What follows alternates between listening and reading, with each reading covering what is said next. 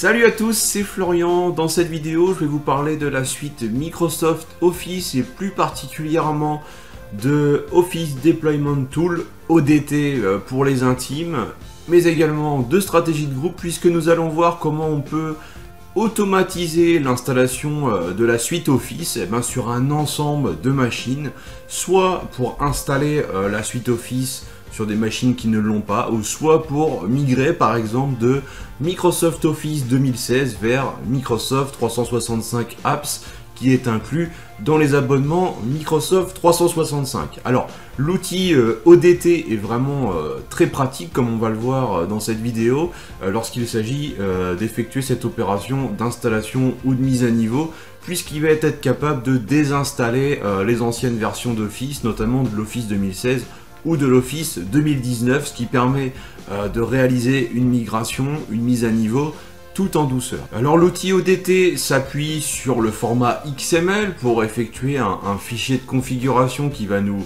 donner les directives de déploiement en fait. Donc on verra comment on peut générer facilement ce fichier XML, on verra ensuite comment télécharger les sources d'installation en local et puis on fera une GPO qui va donc permettre d'installer Office. Et nous prendrons donc pour tester une machine Windows 10 où j'ai déjà installé Microsoft Office 2016, comme ça on verra dans quelle mesure on peut faire la migration facilement vers Microsoft 365 Apps. Sans plus attendre, passons à la démo. Avant de manipuler l'outil ODT, on va voir comment on peut créer facilement un XML. Donc pour cela, en fait, il faut aller sur le site config.office.com, cliquer sur le bouton créer une configuration, et là on va avoir un petit assistant en ligne qui va nous permettre de choisir différentes options. Et une fois qu'on aura tout sélectionné, tout ce dont on a besoin, on va pouvoir exporter l'équivalent au format XML de cette configuration. Donc ça c'est vraiment super pratique. Donc tout d'abord il faut choisir l'architecture qu'on veut déployer, donc par exemple du 64 bits, la version de la suite Office que l'on veut. Donc on a ici de l'Office 2019, du 2021 ou du 365 Apps, donc fort entreprise, ce que je vais prendre dans mon exemple puisque c'est vraiment ce produit que je cible. On peut aussi prendre du Visio, du Project et éventuellement un pack de langues supplémentaires. On peut choisir également le canal de mise à jour sur lequel on veut se positionner.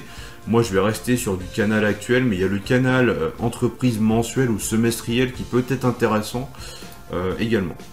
Alors on va prendre la dernière version, on peut faire un petit peu de l'épicerie après et vraiment choisir les applications que l'on souhaite installer ou non.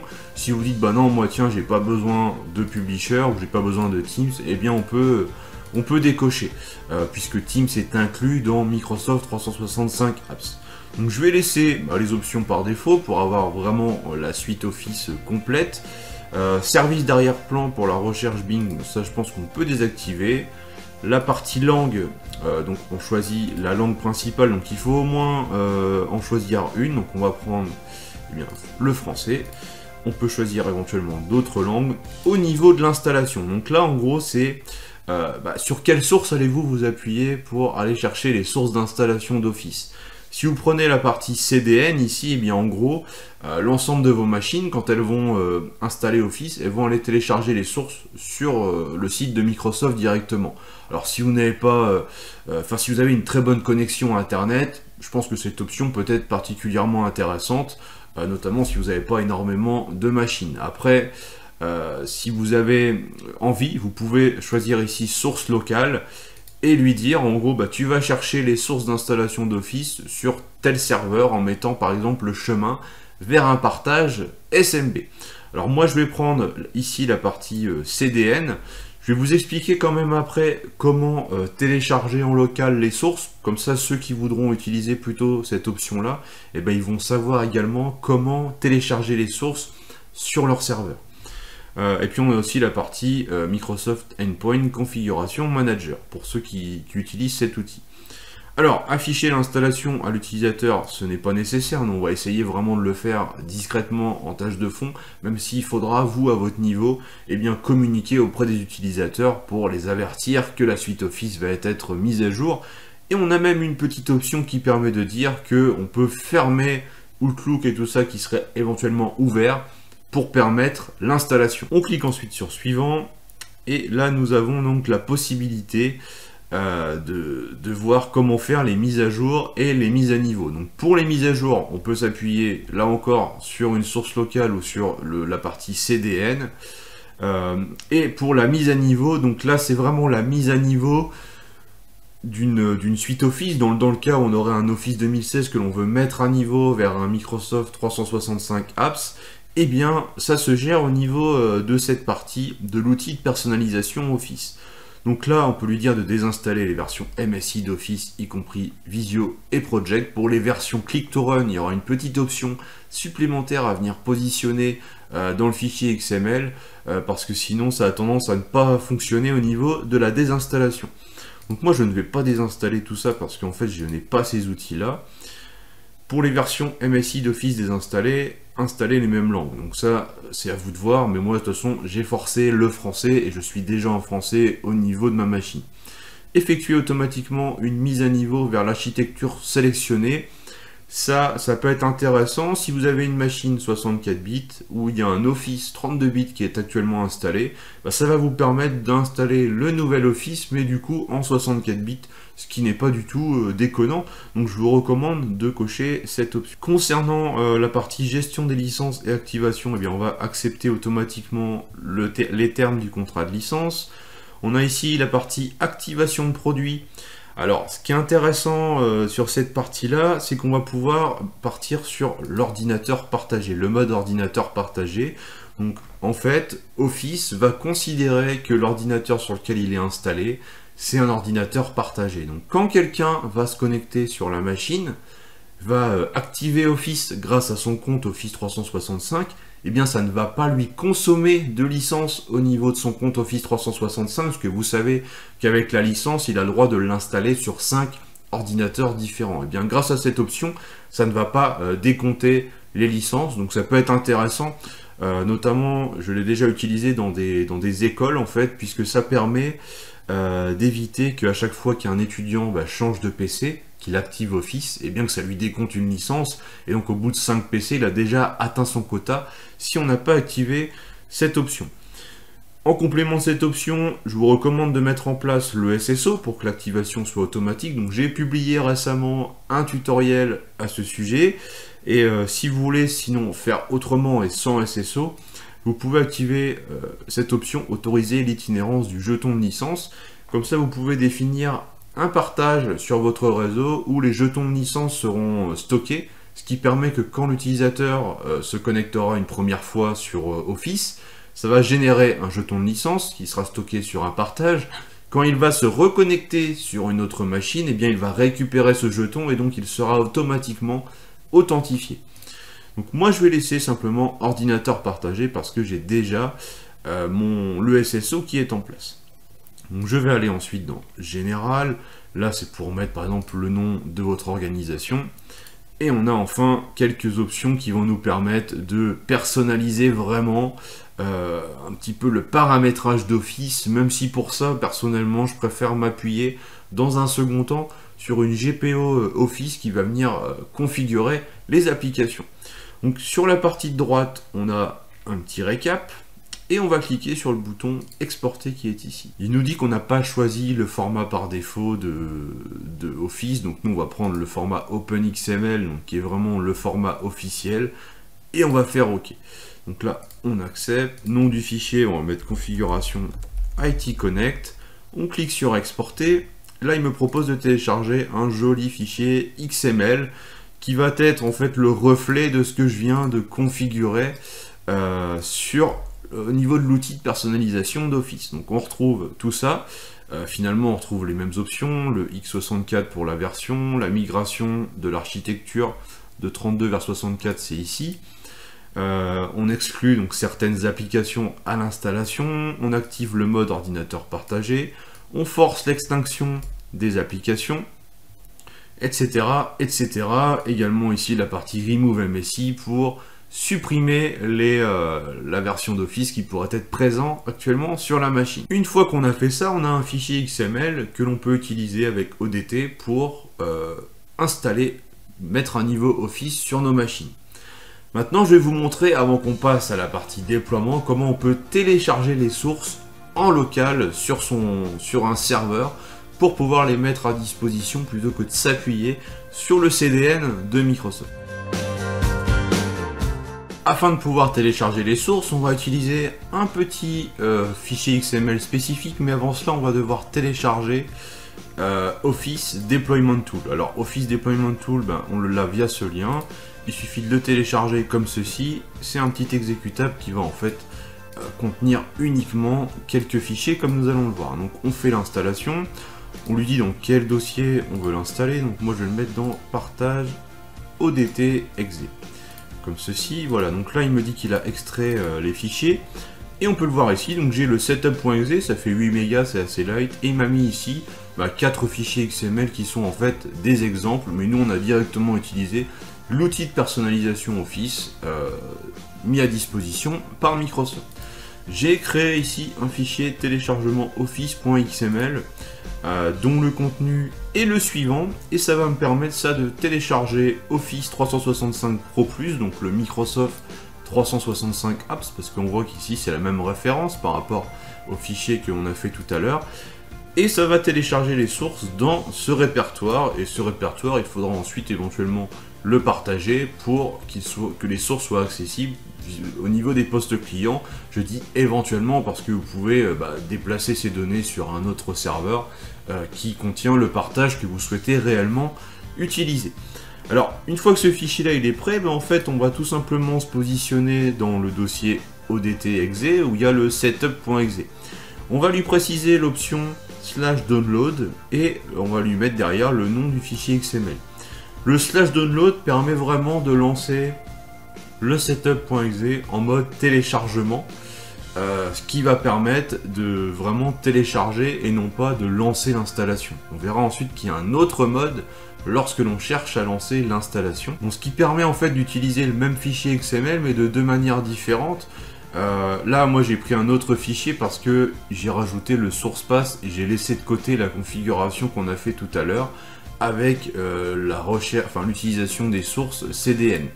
Et on peut voir ici dans mon dossier ODT Office qu'il est bien en train de me télécharger des données. Et ça va vraiment être les données d'installation de la suite Office. On peut voir dans la console que c'est terminé parce qu'on a récupéré la main au niveau du prompt. Donc là, les sources sont en local sur mon serveur. Donc maintenant, nous allons voir comment on va pouvoir installer, mettre un niveau Office via ODT sur un ensemble de machines. Je suis toujours connecté sur mon contrôleur de domaine. Je vais créer une nouvelle stratégie de groupe sur mon OU PC parce que je veux mettre à jour, mettre un niveau Office sur les PC qui sont dans cette OU. Donc je crée une nouvelle GPO que je vais appeler Upgrade Office, comme ceci. Donc une fois que la GPO elle est créée, je vais la modifier et l'idée ça va être de lancer un script de démarrage de machine. Donc dans la partie configuration ordinateur, paramètres Windows, script de démarrage arrêt, on va cliquer ici et là on va donc mettre en place un script qui va permettre donc de lancer l'ODT via le fichier de configuration que l'on a fait avec l'outil de personnalisation et pour donc mettre à niveau la suite Office. Alors tout d'abord ce qu'il va falloir faire c'est créer ce script. Donc je vais d'abord récupérer le fichier .xml pour le mettre dans mon partage ici au niveau de partage ODT exe. Donc je vais mettre ici dans ODT exe mon fichier configuration IT Connect qui va être appelé par le setup.exe. Pour cela, on va faire un script. Ce script, je peux le mettre ici au même endroit. Alors pourquoi .bat? Parce qu'on n'est pas obligé forcément de faire un script PowerShell pour simplement lancer la ligne de code que je vous ai mis ici à l'écran. Donc ça, on peut très bien le faire avec un petit script bat qui va permettre d'être lancé même si on a bloqué PowerShell sur les machines. Alors on va faire un start, wait, et on va en fait lancer donc l'exé en précisant bien le chemin réseau vers l'exé. Cette fois-ci, on utilisera l'option /configure parce qu'on veut vraiment passer à l'action, passer à l'installation et non pas simplement télécharger les sources. Et on va mettre là encore le chemin réseau vers le fichier XML. Alors, une fois qu'on a fait cette petite ligne-là, donc on fait bien attention à mettre les bons noms et tout ça, on enregistre, voilà. Ensuite, on va aller au niveau de la GPO, on va faire ajouter pour ajouter un script. Donc là, ce que je vais faire, c'est mettre le nom de mon serveur en mettant partage, puisque c'est le nom du partage. Je vais aller dans odt_exe et je vais sélectionner mon script upgradeoffice.bat. Comme ça, il va être lancé automatiquement au démarrage de Windows sur les machines sélectionnées.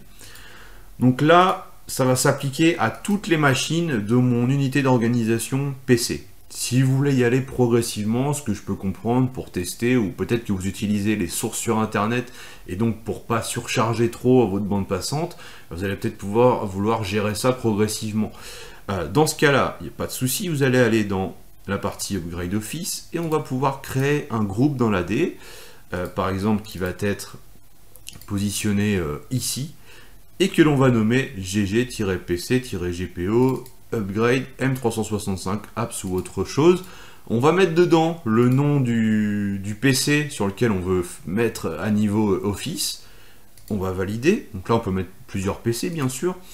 Et on va venir agir ici au niveau du filtrage de sécurité afin d'ajouter ce groupe. Donc on va l'ajouter comme ceci. Voilà. On va supprimer les utilisateurs authentifiés pour que le filtrage s'applique vraiment au niveau de ce groupe d'ordinateurs. Par contre, on va aller dans la partie délégation pour ajouter tout de même utilisateurs authentifiés, parce que sinon notre filtrage ne s'appliquera pas. Donc voilà, comme ça, on est bon. Maintenant, en fait, il ne reste plus qu'à tester, voir si la GPO fonctionne. Alors voici le fameux PC04 sur lequel va s'appliquer la GPO. Donc c'est une machine en Windows 10 et on peut voir ici que j'ai bien un Microsoft Office Pro Plus 2016. Donc je vais faire un GP update pour accélérer un petit peu les choses et ne pas attendre que la GPO redescende automatiquement.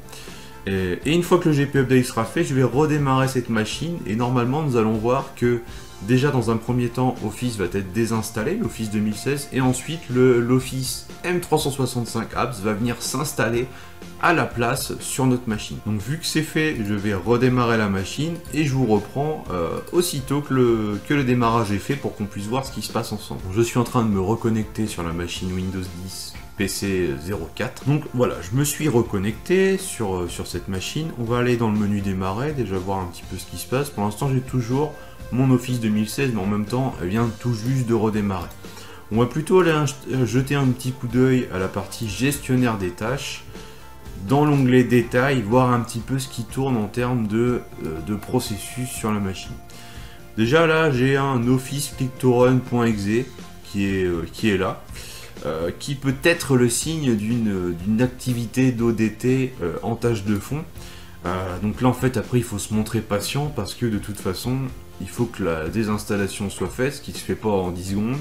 Après il faut que les sources soient téléchargées sur la machine et que la suite Office, la nouvelle suite Office soit installée. Donc là ça continue et on peut voir déjà que je n'ai plus d'Office 2016 sur la machine, donc ce qui est plutôt une bonne nouvelle. Il y a un processus qui a disparu et qui s'est relancé ensuite, et on peut voir également la présence du MSI exec qui prouve qu'il y a bien une installation qui est en train de se faire en tâche de fond. Voilà, donc à peu près 5 minutes se sont passées. Et je peux voir ici, au niveau du menu démarrer de mon poste Windows 10, que j'ai bien Access, Excel, et les différentes applications, OneDrive, la partie PowerPoint, Publisher, et voilà, et Word qui est également ici. Donc je vais lancer Word, comme ça on va voir déjà quelle version on a, puisque l'idée c'est quand même d'avoir le M365 Apps. Donc là il me demande de me connecter, parce qu'en plus je suis connecté en administrateur local, donc il n'y a pas du tout cette notion de SSO et tout ça. Et donc je dis je suis connecté en administrateur local, mais vous en fait vous pouvez vous connecter avec un utilisateur classique, lambda, qui n'est pas admin, puisqu'en fait c'est vraiment une GPO au niveau ordinateur, donc il n'y a aucun souci là-dessus. Et au niveau de la suite Office, eh bien je suis actuellement avec un Microsoft 365 Apps, donc qui est bien l'édition que j'ai sélectionnée au niveau de l'outil de personnalisation d'Office que l'on a utilisé. Donc c'est une excellente nouvelle, nous venons de mettre à niveau la suite Office sur une machine. Pour terminer, je vais simplement refaire un petit tour dans la partie GPO pour vous montrer l'option liée aux ordinateurs partagés que j'ai évoquée précédemment. Pour ceux qui souhaitent utiliser l'activation en mode ordinateur partagé, il va falloir intégrer sur votre Active Directory les templates d'administration, donc les fichiers ADMX liés à Office. D'ailleurs, j'ai déjà mis en ligne un article qui explique comment faire cela, ce qui va vous permettre ensuite, quand vous allez créer une GPO ou éditer une GPO existante, d'avoir des nouvelles entrées comme ici Microsoft Office 2016 avec un certain nombre de paramètres, tout en sachant que même si c'est marqué Office 2016, ça fonctionne pour du 2016, du 2019, du 2021 et du 365 apps. Alors, il ne faut vraiment pas se fier à cette dénomination. Et ensuite, on va aller donc dans Office, paramètres de licence, et nous avons ici utilisé l'activation d'ordinateur partagé. Donc il faudra activer cette option-là.